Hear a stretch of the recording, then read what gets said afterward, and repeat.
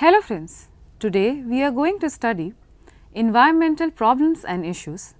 Under this we will focus on economic development and environmental sustainability.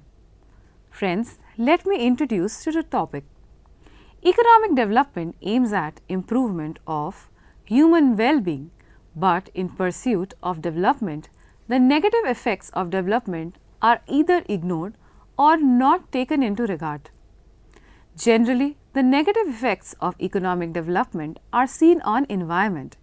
It has been found that the economic development and environment are closely interrelated.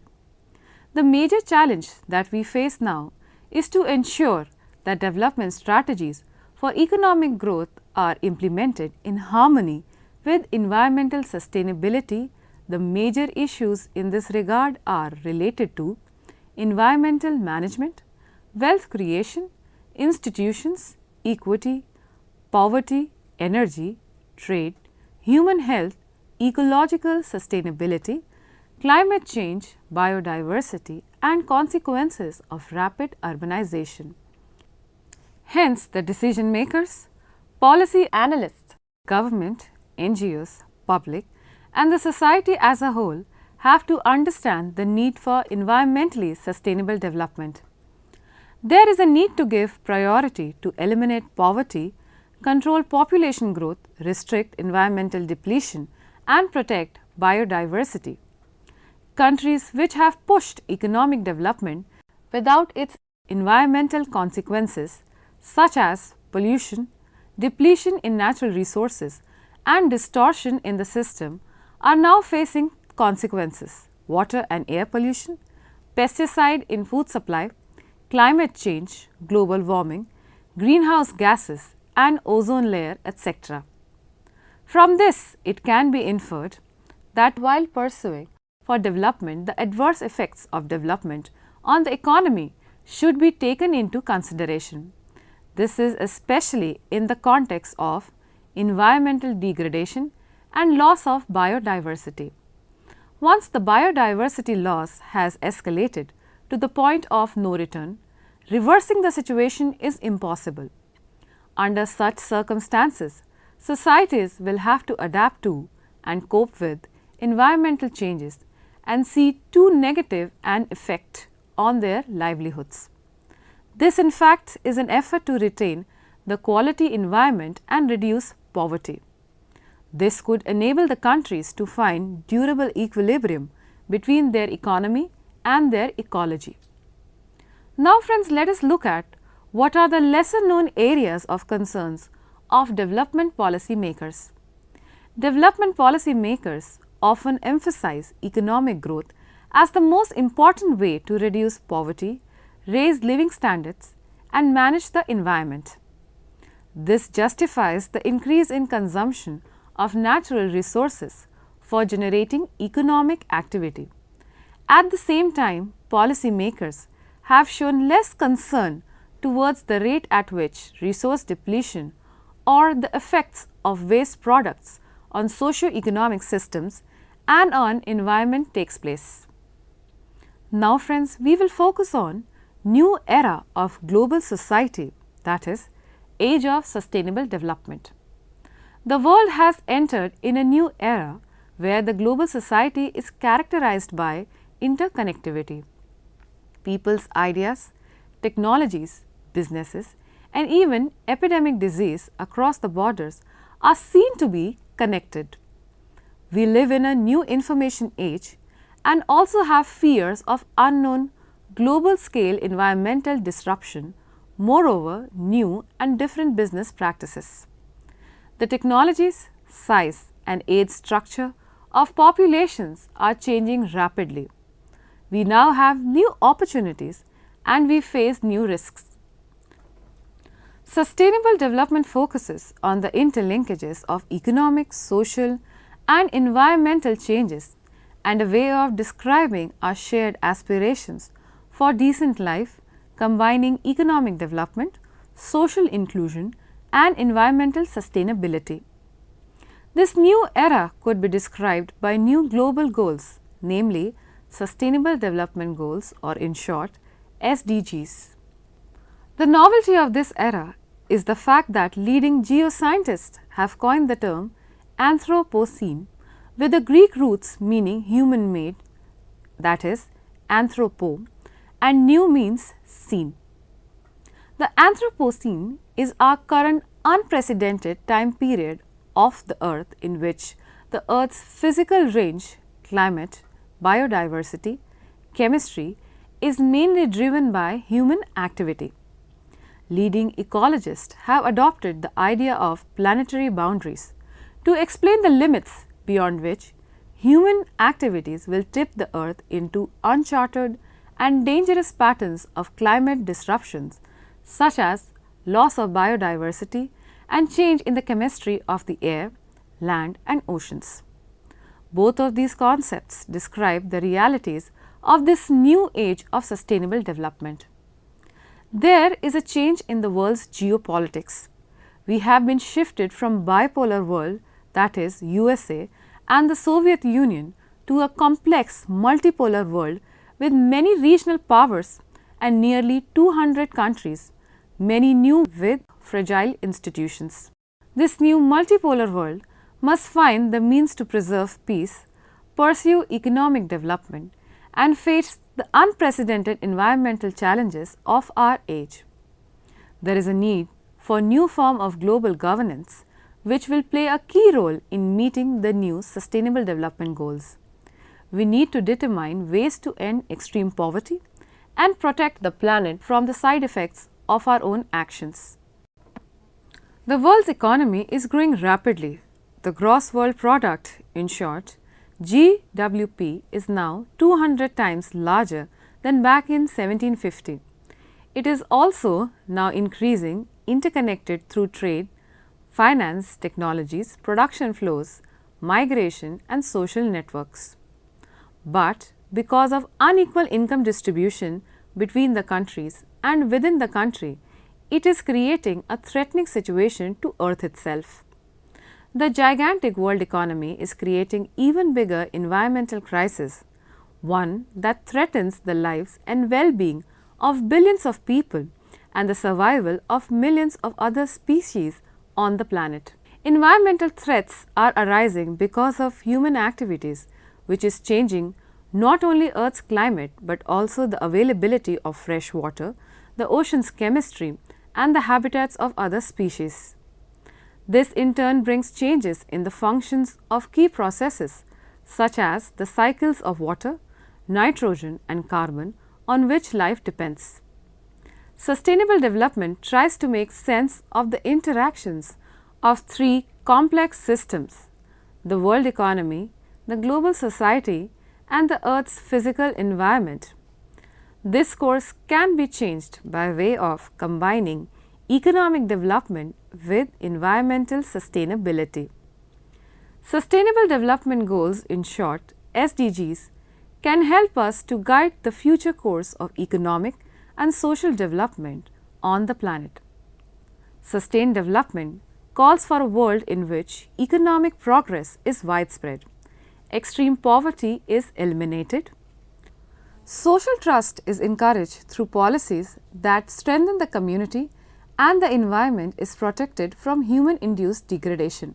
In reality, sustainable development recommends a holistic framework in which society aims for economic, social and environmental goals. In brief, sustainable development goals call for socially inclusive and environmentally sustainable economic growth. Sustainable development envisions four basic objectives of a good society: economic prosperity, social inclusion and interrelation, environmental sustainability and good governance and business. The important challenge that our generation is facing is to achieve sustainable development for our own populated, unequal and degraded planet. The Sustainable Development Goals must show a pathway for the future development of the planet. Number 4. Connections between environment, development and sustainability. Since early 70s, it has been realized that environment, development and sustainability are interrelated. The brief history of these three connections can enable us better understanding of these connections. Number 1. The term sustainable as applied to ecosystems was first used by fisheries managers as maximum sustainable yield to denote the maximum fish catch per year consistent with a stable fish population. Number 2. In 1972, at the United Nations Conference on the Human Environment in Stockholm, the challenge of maintaining sustainability in the context of economic growth and development was first brought to the global forefront. Number 3. In the same year, the book Limit to Growth, with empirical support published by Club of Rome, which forcefully argued that continued economic growth on the prevailing economic patterns would collide with the Earth's finite resources, leading to future generation to overshoot and collapse. Number 4. The phrase sustainable was introduced 8 years later in an influential publication entitled World Conservation Strategy, Living Resources Conservation for Sustainable Development in 1980. This path-breaking publication mentions that human beings in their quest for economic development and employment of the riches of nature must come to terms with the reality of resource limitation and the carrying capacity of ecosystems, and must take into account of the needs of future generations. The purpose of the document was to help advance the achievement of sustainable development through the conservation of living resources. Number 5. The United Nations Commission on Environment and Development, whose chairman Gro Harlem Brundtland gave a classical definition of the concept of sustainable development, one that was used for the next 25 years, which was: sustainable development is development that meets the needs of the present without compromising the ability of future generations to meet their own needs. This innovative definition of sustainable development captured the concept of intergenerational natural resource distribution. Number 6. One of the key principles of Rio Declaration in 1992 was that development today must not threaten the needs of present and future generation. Point 7. In the literature on sustainable development over time, we find that its definition changes its dimensions and evolution into more practical approach. It focuses less on intergenerational needs and more on the holistic approach, linking economic development, social inclusion, and environmental sustainability. The United Nations World Summit on Sustainable Development, in short WSSD, in Johannesburg in 2002, came out with plan of implementation and emphasized the integration of the 3 components of sustainable development, such as economic development, social development, and mutually reinforcing pillars. The concept of intergenerational justice remains, but it is now secondary to the emphasis on holistic development that embraces economic, social, and environmental objectives. Number 8. The holistic version of sustainable development was again emphasized in a comprehensive manner in Rio +20 Summit in 2012, in which we focused on the future we want, that puts the aim of sustainable development in this way. We also reaffirm the need to achieve sustainable development by promoting sustained, inclusive, and equitable economic growth, creating greater opportunities for all, reducing inequalities, raising basic standards of living, fostering equitable social development, and inclusive and promoting integrated and resources and ecosystems that supports inter alia economic, social, and human development while facilitating ecosystem conservation, regeneration, and restoration and resilience in the face of new and emerging challenges. The Sustainable Development Goals shown in this document are to be based on 3-part framework. The Sustainable Development Goals were announced in The Future We Want. The SDGs should address and incorporate in a balanced way all three dimensions of sustainable development and their interlinkages. We also underscore that sustainable development goals should be action oriented, concise and easy to communicate, limited in number, aspirational, global in nature and universally applicable to all countries while taking into account different national realities, capacities and levels of development and respecting national policies and priorities. Governments should drive implementation of the Sustainable Development Goals with the active involvement of all relevant stakeholders as appropriate.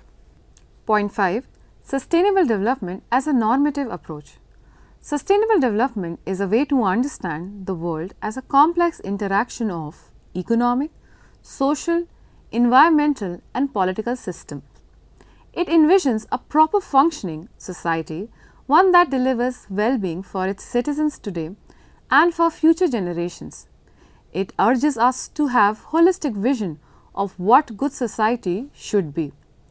A good society is one which is free from poverty, inequality and discrimination, having cohesion, cooperation and togetherness and fairness.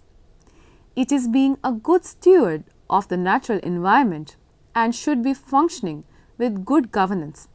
A good society is not only economically prosperous society but also one that is also socially inclusive, environmentally sustainable and well governed. Number 6. Pathways to sustainable development. Number 1. To understand the interlinkages of the economy, society, environment and politics. Number 2. To do something about the dangers we face to set sustainable development goals and to achieve them.